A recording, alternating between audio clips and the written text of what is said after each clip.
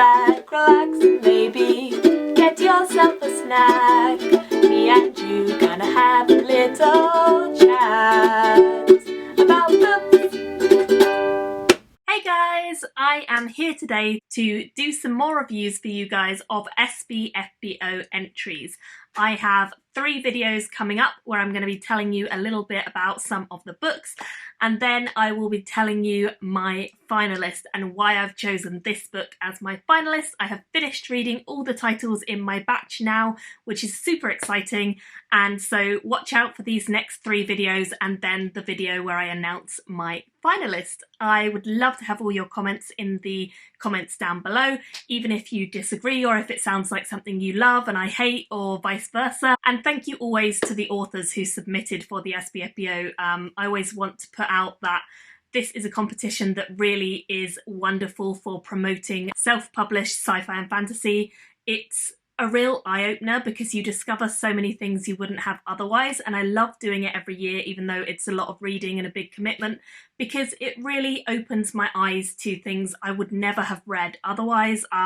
Maybe the cover or the title or the blurb just wasn't my thing and I wouldn't have picked it up, but I get forced to with this competition, and I love that that is kind of pushing me out of my comfort zone sometimes. So this video, I want to talk to you guys about a couple more books that I ended up not finishing. I have 4 to talk to you about, and there's various reasons why I didn't finish them, but that's not to say that they're bad books for everyone. I definitely think every book has its merit for someone, and even if it's not something I enjoyed, you guys might think, actually that sounds really good and I want to give it a go, in which case please do. But I'm going to tell you a little bit about these 4 books that I didn't finish and why I didn't finish them, and then what I think might appeal to certain readers from that story. So let's get started. So the first book I want to talk about is this one. It's called The Grove of the Sun, and unfortunately this book really didn't gel with me right from the start of it, so I DNF'd this one fairly early, and I think it was more a stylistic thing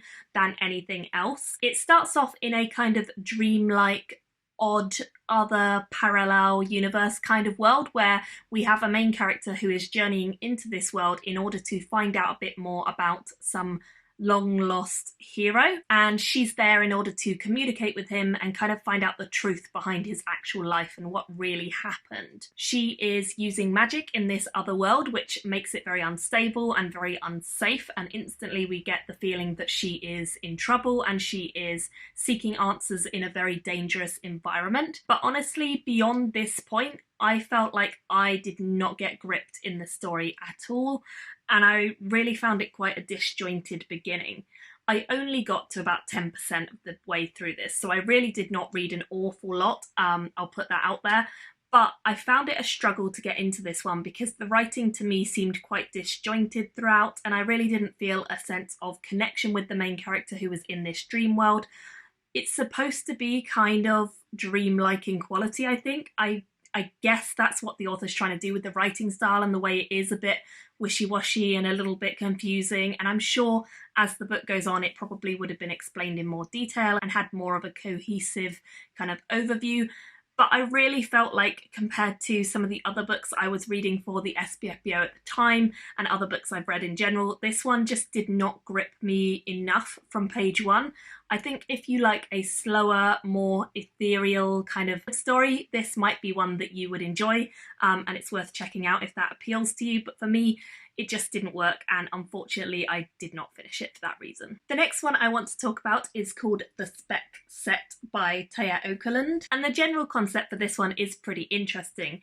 There's a pair of brothers, Emil, who is the older brother, and then Max, who is the younger brother, and Emil has kind of spent his life a little bit in the shadow of Max. Max is this super intelligent genius from the sounds of it. They've been raised by a dad who prizes knowledge over anything else, so Max is clearly the favoured child of the two, and Emil seems to be kind of almost like a caretaker to Max, because Max has difficulties in speaking, but he is highly intelligent. I like the concept of a baby brother who is essentially almost like super villainous in how intelligent he is. That's the vibe I was getting from the book, and I think that it could have been done really, really well and really effectively, but unfortunately this one just did not have the same edit level as a lot of the other books that I was reading. It also moved incredibly fast, so points were coming up and action was happening really, really quick, and I felt as though I didn't get a chance to really connect with the characters or get to know them or anything about them before we were kind of just thrown headlong into the action of this story.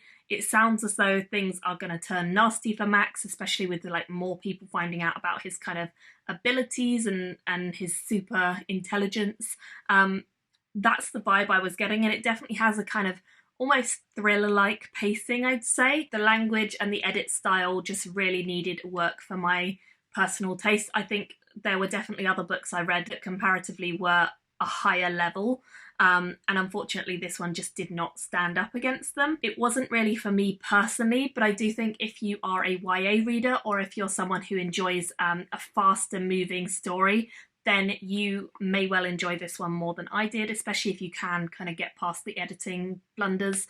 Then I think you would definitely enjoy it more than I did, but personally I am an editor, so I can let certain things slide, but I do find it difficult if the book in general has a lot of errors or mistakes, and unfortunately this one did for me. The next one I want to talk about is called Devil's Cape, and this is by Rob Rogers. This one seemed like it was gonna be my thing, and actually it's a book that I think quite a few other reviewers who I know have really enjoyed, but I for some reason just did not get on with this, and I think it's the writing style and the way it's told more than anything. Now I will say straight off the bat, this is a well-written book. It does not have the same level of edits needed at all. It's definitely a lot more polished than the other books that I've spoken about in this video. However, with that being said, I think for me the writing style was too choppy and I just didn't get on with it for that reason. The descriptions of the world were good, the layout, the kind of overall story I think could have been very interesting, but the way it's told is through snippets of individual characters, and there's a lot of individual characters, and we only see them for a very small amount of pages before their story is kind of chopped off and we go to someone else, and it's skipping around in time as well, so it makes it quite difficult to know exactly who is in which timeline and what their actions have to do with the rest of the plot line. So I found this one a struggle right off the bat to really connect with anyone, to really get my head into the story and the motivations and the characters, and I just didn't like it, to be honest, the way it was being told. Not the idea, not the writing, just the style of how it was being told, which is infuriating because I think if this had been written in a more linear structure or with a little bit more time given to each character, then I probably would have enjoyed it because it was, as I say, a very well written book. I personally love books with loads of characters. You guys know I read loads and loads of epic fantasy and big fantasies with lots of plot and lots of characters and lots of magic and all that sort of stuff. But when I can't get to know the characters and when I feel a bit out of my depth with like loads of names being spammed at me and loads of different positions and different ideas that they have and things that they do for jobs, I just find it a little bit much. Now, one cool thing about this book is that it seems to be focusing on an idea of like crime lords and the underworld of crime in this world, like gangs and different rivalries, and there's also superheroes in this world who are, I believe, trying to bring down the crime lords, and there's a lot of interesting potential in this book. It definitely had solid ideas and very interesting scope, but I just couldn't get past the point where I was just feeling like annoyed because it was confusing me, and I didn't like that feeling. I didn't feel like I had enough reason to keep reading it, so for me it didn't work. But I think this is a book that will appeal to a lot more people than the others I've spoken about. I think it's definitely a story that a lot of people would enjoy and that a lot of people would think was a lot of fun, but it just stylistically didn't have that for me. So I'd love to have your thoughts if you do go and pick it up, because I think it could be really interesting to see what others think, and I know other reviewers who've loved it. but it's just not for me. And the final book I want to talk about in this video is Concealed Power by Michelle Crow and AA1. And this one's quite interesting because this one I actually read the most of. All the others I DNF'd between sort of 10 up to 25%. This one I DNF'd at 44%, so I was almost halfway through the entire book. I wanted to believe that it would get better, and I think unfortunately the story just couldn't hook me in enough for me to really want to keep going. And I also found a lot of, again, spelling, grammar issues in this one which take me out of the story. I find it super irritating when it's like repetitive throughout, that there is a lot of issues with grammar and so on, and this definitely had that, unfortunately. It focuses on a woman called Riley. She runs this kind of shop where she tells fortunes, and she's dealing with the aftermath of her nan's death and kind of just trying to process and deal with her feelings about her nan's death, and also like kind of getting on with day-to-day life. She's also clearly involved with real magic, and she has clear actual real visions occasionally, but she doesn't seem to know much about this or indeed about her heritage in general. The book follows two men who are kind of honing in on Riley when this story begins. We have Liam, who's some kind of like demigod character, classically drop-dead gorgeous of course, and he seems to come in and want to take her out on a date. And then we have Mario, who seems to be kind of like an alien creature who wants to copulate with Riley and sets her up to be mugged, and honestly seems like a pretty awful guy. But then that being said, like, Liam is not great either, and both these guys are, I suppose, the love interests for Riley, and they're pretty crap. Like, I didn't like either of them, and I took issue with them a lot with their actions. I think you're meant to, but still, it was a bit uncomfortable at times. There were so many instances of grammar mistakes and spelling mistakes in this that it really took me out of the story. So there were things like it would say safe instead of save, and implemented and instead of implanted, that sort of thing. So it was just like using the wrong word in scenarios which made it then not make sense. It was just a couple of things that showed that the writing had not been edited to a level that I would say was really strong. And I think for this book to get better, it would need a really solid edit from someone who knows how to kind of correct a lot of instances of just errors.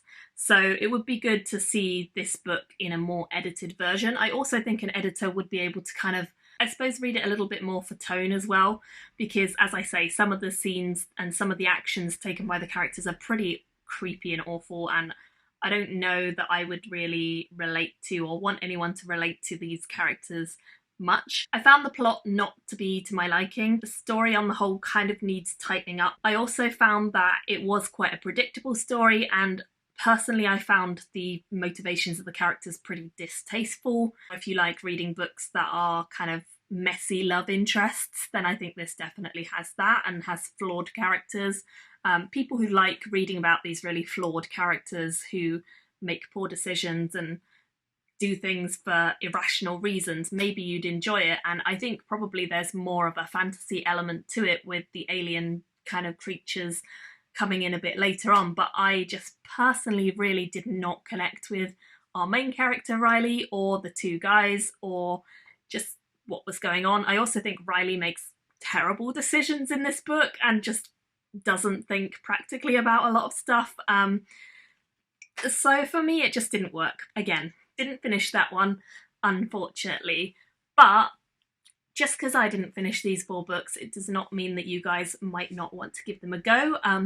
Usually SPFBO books are fairly cheap, especially if you get the Kindle version, so it's always worth having a look on wherever, Amazon, wherever you get your books from, to just see if there's any that appeal to you and if they're cheap, which they usually are. And I'd love to hear if you guys do end up checking out any of these 4, which ones you enjoyed. Maybe you like them more than me, maybe you agree with me.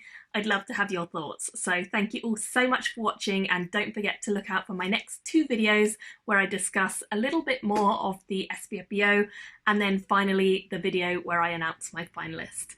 Thank you all so much for watching. I will see you very soon in my next video. Bye guys! Thank you for watching my video today. Go pick up a book, then come back and chat with me again.